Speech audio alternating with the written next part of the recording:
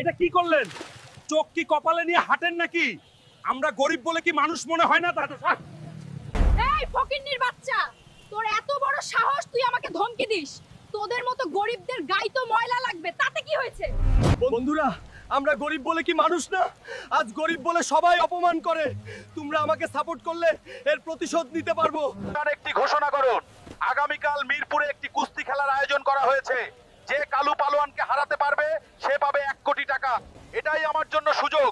আমাকে কালু পালোয়ানকে হারিয়ে 1 কোটি টাকা জিততেই হবে। বন্ধুরা, তোমরা দূরত্ব লাইক সাবস্ক্রাইব করে দাও। কি রে হালকা, তোর কি জীবনের মায়া নেই না?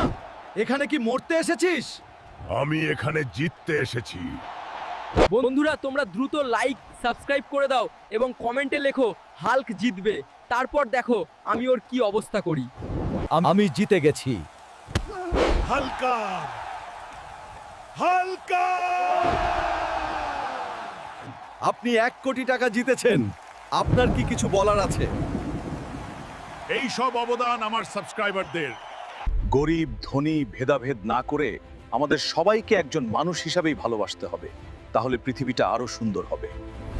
স্যার, আমাকে চাকরি থেকে বের করে দিবেন না, তাহলে আমি পথে বসে যাব। আমি তোমার মতো এত খারাপ মানুষ না। আমি সবাই একজন মানুষ হিসেবেই ভালোবাসি।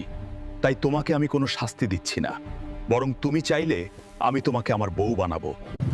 এই ম্যাডাম, এটা কি করলেন? চোখ কি কপালে নিয়ে হাঁটেন নাকি?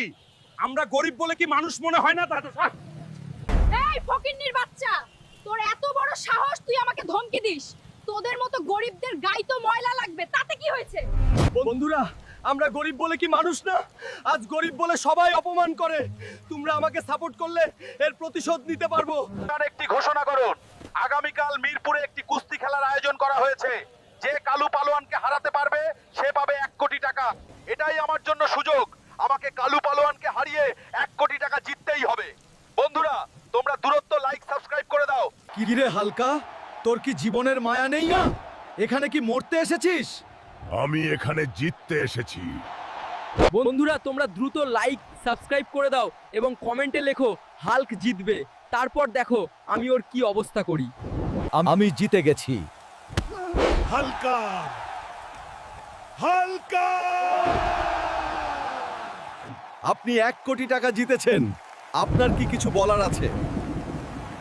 এই সব অবদান আমার সাবস্ক্রাইবারদের। গরিব ধনী ভেদাভেদ না করে আমাদের সবাইকে একজন মানুষ হিসাবেই ভালোবাসতে হবে। তাহলে পৃথিবীটা আরো সুন্দর হবে। স্যার, আমাকে চাকরি থেকে বের করে দিবেন না, তাহলে আমি পথে বসে যাব।